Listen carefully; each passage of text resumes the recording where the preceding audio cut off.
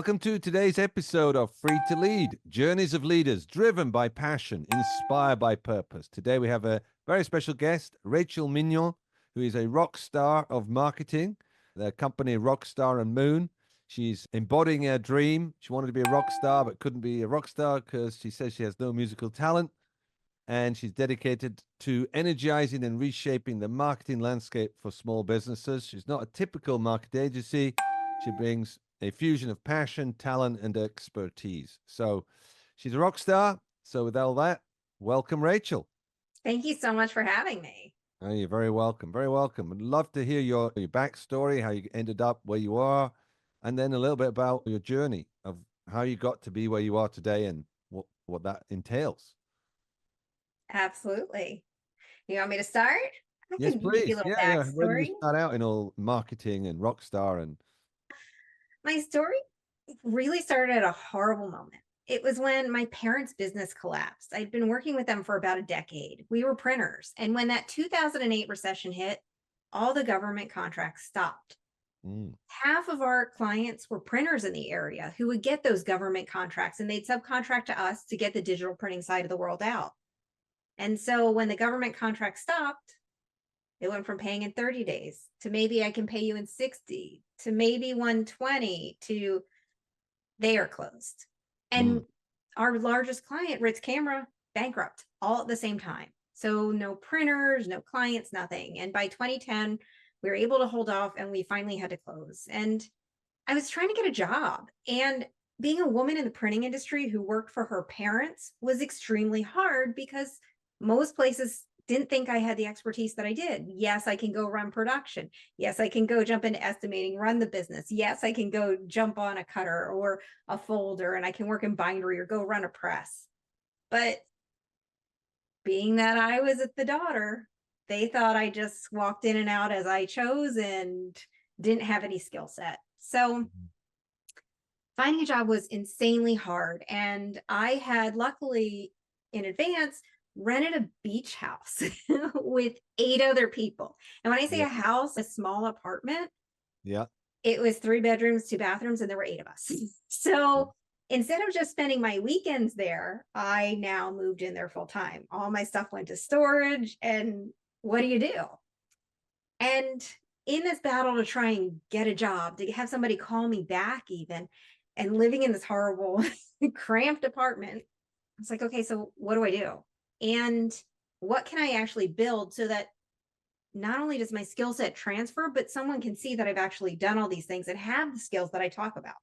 mm, So I know I could do marketing. There's no question there. I've had enough of a background in learning how to design and how do you put the right pieces of a campaign together and how it should all work. But what do you do? So I'm sitting outside and you can see the ocean far away. It's just across the street. I'm listening to some rock and roll band. I'm staring at the stars and the moon, and it's amazing. And that's where Rockstar Moon was created. there you go. So decided I don't want this to be my full time. Let me just get enough clients in that I can showcase I can do this and I can get a job anywhere. And I've always kept it as a side hustle. I thought this will be great. I can do nights and weekends on this, and then I'll have my full time. It'll be great. Yeah. And then I found the gig of a lifetime. I was finally working at Ticketmaster. I'm a girl who loves live music. My first Mm, year, we went to see 275 different artists. wow. Dream job? Maybe, right? Yeah. And thinking this is the coolest thing I could do. And then it started taking more and more time. And I was traveling to San Francisco and LA. And I lived in Chicago. I was rarely home. And when I was, it was just to work and then to get on the plane the next week. And I couldn't decide, do you keep the side hustle or do you not? It became draining. And I had built up enough clients for over a decade. What do you do? And just as I'm asking that question, the decision was made for me. The pandemic hit. Mm, So if there's no live events, there's no need for Ticketmaster employees. yeah. So I was on a call with like 80% of my team and we were all furloughed that day. And wait a minute, this was the push I needed. I called up all my clients that afternoon. I said, okay, I'm going full time. Everything I've told you we're going to have to just wait on until I get 10 minutes. I have 10 minutes. Let's make it happen. And it wasn't easy. It was a really hard journey because what do you do? How do you do it? There's no real manual on how do you grow a business in a pandemic, Yeah. but we did it. And over the last few years, we've grown from the handful of clients that I had for a decade to I brought my husband on board. We now have technology, we have a team, and we've been able to make a huge impact for a couple hundred small businesses across the country. Great. Great. Great. Great. Great. All right. You can hear your passion, right? Just a Yeah. little bit. Do you have a purpose? Do you like have a vision for it all? Because it sounded like it just ended up there, but it's evolved, right? So now do you have like, where's this all going? What am I doing it for? Well, what am I doing it for is really simple. I believe in the power of small business. I believe that if I can help impact a small business, it doesn't just impact that individual or their employees, it impacts their family, their communities. In the end, that's impacting the local Little League or the Girl Scouts or any of the local nonprofits, because then these entrepreneurs are also constantly giving back and they're also making an impact with their clients. So the goal in the end is make the biggest impact that we can while we're here. Wonderful. Great. Great. And that's usually when people connected to that's when that fuels itself. It fuels you in the tough times. And speaking of tough times, can you share any like real challenges that you've had over the time that you've been, what's this? So 2010, so the last 14 years, right? So in the last 14 years, what has been some of the biggest challenges? I was diagnosed with cancer, Hmm. and that was 10 years ago. Yeah. And it was at a moment that you least expect it, right? I was at this big Verizon executive conference. I'm so excited to go hang out with my friends there, and we're having a good time. It's in New York. It's at either the Google headquarters or Adobe headquarters. And I was stoked. Like, this couldn't get better. I love flying into New York for a couple days. Yeah. And all of a sudden, I turn green. And the smell of coffee, I am just disgusted by. The smell of bagels, can't handle. I am not feeling good at all. And all of a sudden, my stomach feels like it's just squished in my pants. Like I have just gained 10 pounds. I was like, Mm, huh, this is weird. This doesn't make any sense. So let me pull out my phone and let me Google that. Because I have a Google MD. You have a Google MD. We're all doctors now, right? We can right. diagnose ourselves. So I did that and realized, oh, I'm probably pregnant. I'd just gotten married. It would make sense. Mm, So, being that I'm green and I don't want to talk, I hop the next flight home to Chicago. I'm in traffic that takes forever and a day to get home, that should have only taken 30 minutes, and it's now 2 hours in the smelliest cab ever. I'm craving donuts, which I haven't had for over a decade.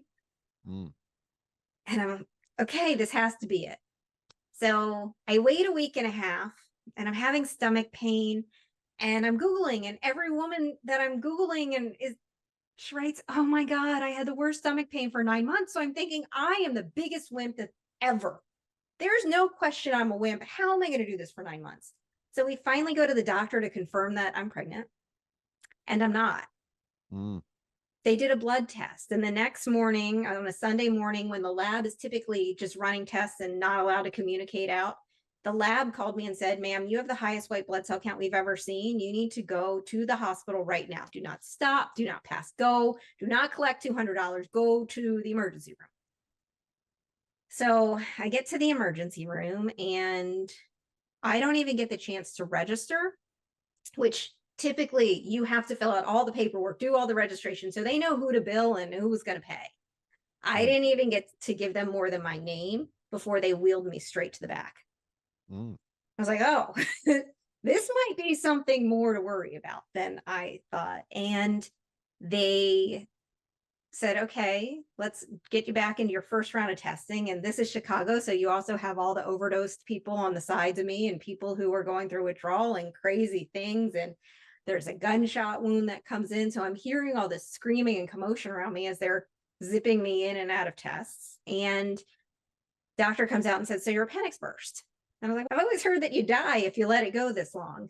The guy's, you're still here. You're fine. You're just, your appendix burst and you've waited a week and a half. So now we can't do surgery today, or else it's going to be a massive surgery because it's so infected. We need to keep you in the hospital a few days, give you 6 weeks of antibiotics at home, and then you come back for surgery. Okay. So fast forward, surgery goes fine. I just want to get home. And I go back in 2 weeks later for my follow up, which is just supposed to be a check the box follow up. I asked, do I need to bring anybody? And they said no.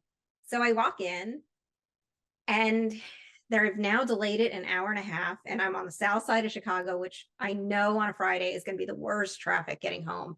It's going to just be horrific, but that's okay. Something must be keeping the doctor. And they finally called me back and they said, so ma'am, you have cancer. I was like, I'm sorry. No, I'm on candid camera. This isn't funny. I just quit my job yesterday. I'm starting a new job. This can't be happening. And the guy said, we'll give you a minute.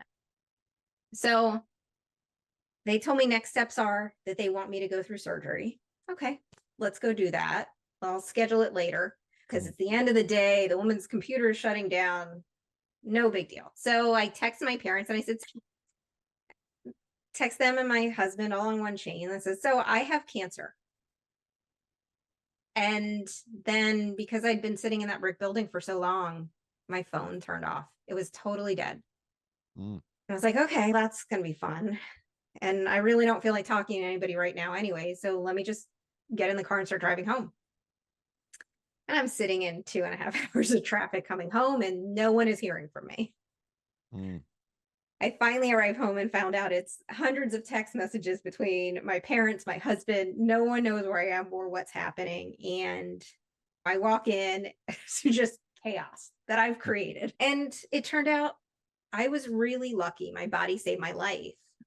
But in the path of all of this happening, as I had to tell my employer, as I had to tell my coworkers, and I knew I had to be out for at least another surgery, most people that we knew didn't know what to do, so they did nothing. There were no texts. There were no calls. They didn't know what to say to me. They didn't know what to ask. One of the things that I learned during this time is that we all need something actionable that we can do for somebody else in their time of need. And we need to be able to make something that can happen for that. So I created a nonprofit that does chemo care kits for cancer warriors who are undergoing chemotherapy, because it's an actionable thing. It may be small, but it still shows that person that you love them. Great. That's an entrepreneurial idea right there, right? Just So a is that little bit. independent? That's independent of Moon, Rockstar Moon. Rockstar Moon. Yeah, it's independent. We started a nonprofit about 4 years ago after I went full time with Rockstar. Yeah. And it's called Beyond Basic Needs. And we provide chemo care kits across the US to anyone who's undergoing chemotherapy treatments. Wonderful. And it's obviously not giving you chemo. So what is it? It's giving you what? What does the kit entail? So the biggest piece that we've learned is there's so many goodies that need to happen while you're undergoing chemo. So we have ginger shoes, we have comfy socks, but the key to everything is there's a port pillow. Now the port pillow, when you're undergoing chemo, they typically put a port in right about here, which is also where your seatbelt goes. So can you imagine trying to be transported to and from chemotherapy treatments, which you don't want to go to anyways, and having the seatbelt rub and it's uncomfortable? So that we make a port pillow that goes over that seatbelt to protect it, as well as the whole host of other goodies that we are constantly changing in and out. Oh, you really thought it through. That's excellent. Excellent. And then in the journey for Rockstar Moon, then tell me a little bit about how that's developed. So that's really didn't come in until the pandemic, right? So the pandemic, yeah. Years.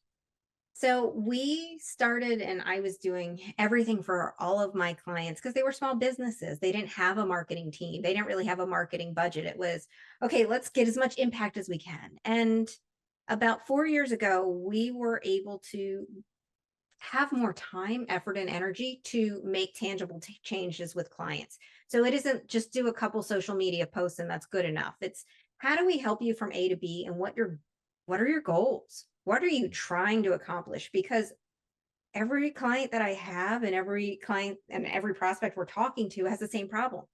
There's 17 million different marketing tactics. There's thousands of marketing technologies. There's this, there's that, there's hundreds of KPIs. What are we going to look at? Because you can't do it all. And just doing it to do it is crazy. I have clients who were talking about, let's get on TikTok. They're a B2B business that is of a certain demographic that's 50 and above is really their ideal client. There's no way a TikTok is going to generate that type of interest in this moment. So what do we do, and how do we point them towards the right resources and match that effort with the goals that they're looking for? And that's really where we've been focusing on, not only growing our business, but growing our clients' businesses. Great. And along the way of that business, so since you started in 2020, what have been the biggest challenges? I think the biggest challenge for me is saying yes. Sounds crazy, but I'll give you the backstory of this. So growing up in the family business, I learned early on that success means bending over backwards to meet every single client demand that there is. My parents instilled in me this relentless work ethic, one that had me racing through the worst parts of Baltimore at 1 a.m. to pick up a disc from Under Armour in an unsafe neighborhood by myself. Right. This is something that has been instilled in me for such a long time, right? So fast forward 20 years, I'm running my own company, and the drive to please clients and say yes to everything was still there. And the biggest challenge was learning I'm an expert and they're paying me for my advice. So let me just speak up to an appropriate level to say, yeah, this is great. I'm happy to test it, but it's not going to get you the results unless we do this. And let's try that instead.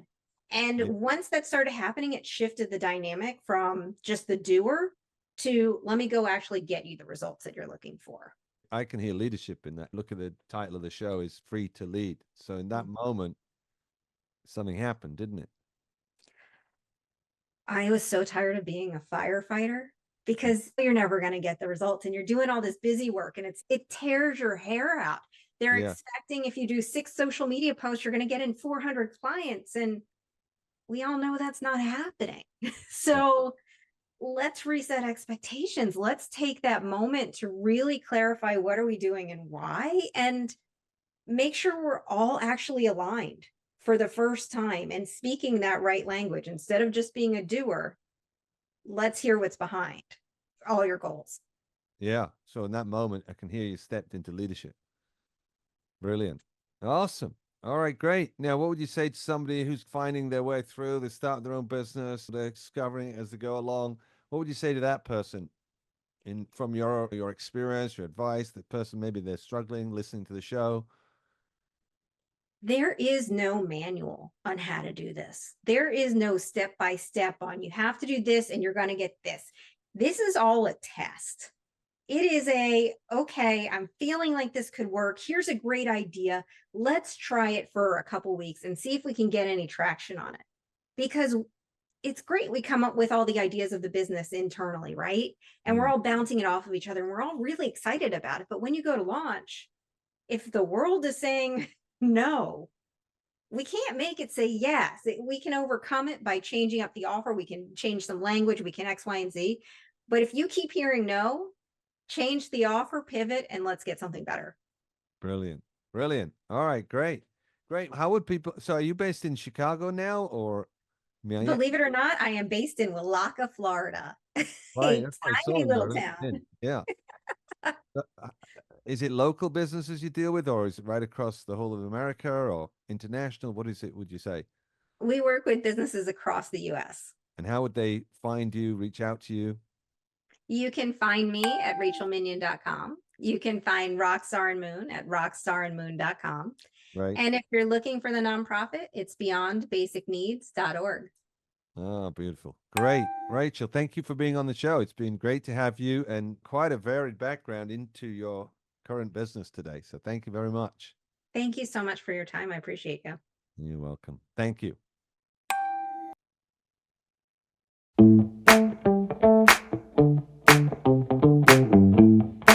Will Steele here. Thanks so much for listening to the Free to Lead podcast, Journeys of Leaders, driven by passion, inspired by purpose.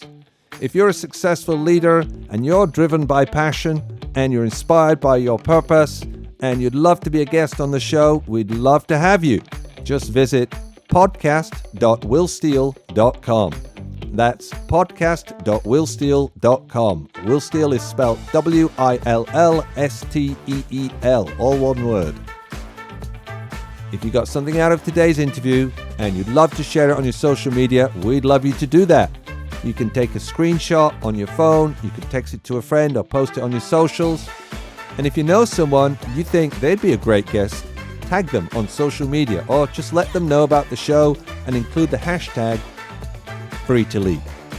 I love seeing your posts and suggestions. We're regularly putting out new episodes and content, and to make sure you don't miss any episodes, go ahead and subscribe. Your thumbs up, your ratings, your reviews, and your comments go a long way to help promote the show, and that means a lot to me and my team. If you want to know more, go to our website, willsteal.com, or follow me on LinkedIn under Will Steal, or Facebook under Will Steal, or Instagram under Will Steal Coaching. Thank you for listening. We'll see you next time.